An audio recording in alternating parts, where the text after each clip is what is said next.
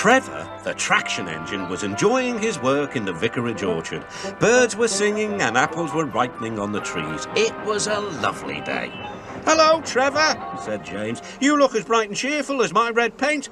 "Oh, I am," replied Trevor. "What's that noise?" asked James. "It's the bees," laughed Trevor. "They're all in these boxy things called beehives. I'm taking them to the station.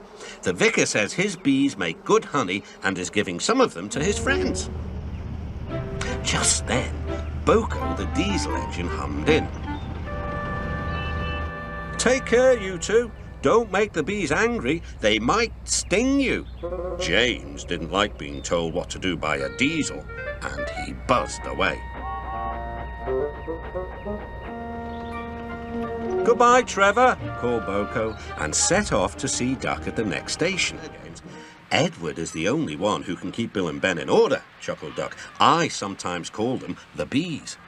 "A good name," replied Boko. "They're terrors when they start buzzing around." James bustled in. "What's that, Duck?" he snorted. "Are you afraid of bees? They're only insects after all, so don't let that buzzbox diesel tell you different." "His name is Boko, and he didn't "I wouldn't care," interrupted James. "If hundreds were swarming around, I'd just blow smoke and make them buzz off." "Buzz, buzz, buzz," retorted Duck. The next morning, James arrived at the station to collect his coaches. The passengers were excited and keen to get on board. The platform was crowded and the porter was in a hurry. "Mind your backs," he shouted. Then there was trouble. The beehive fell and broke open. The station cleared like magic. James heard a familiar buzzing. The bees were too cold to be cross, so they buzzed around the fireman hoping he'd mend their hive, but he didn't understand, nor did his driver. So the bees turned to James. His boiler was nice and warm. Buzz off, hissed James. One bee burnt his foot. "Ooh, ah, phew, phew." The bee thought James had burnt him on purpose.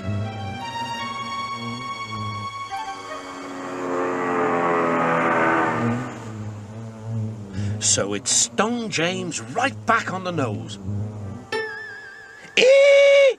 whistled James. He had had enough. So had his fireman and driver.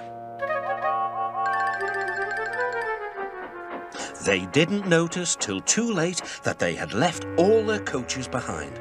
They tried everything to get rid of the bees. First, they spun on the turntable, to no avail. They tried washing them off, but the bees clung harder to James's warm boiler.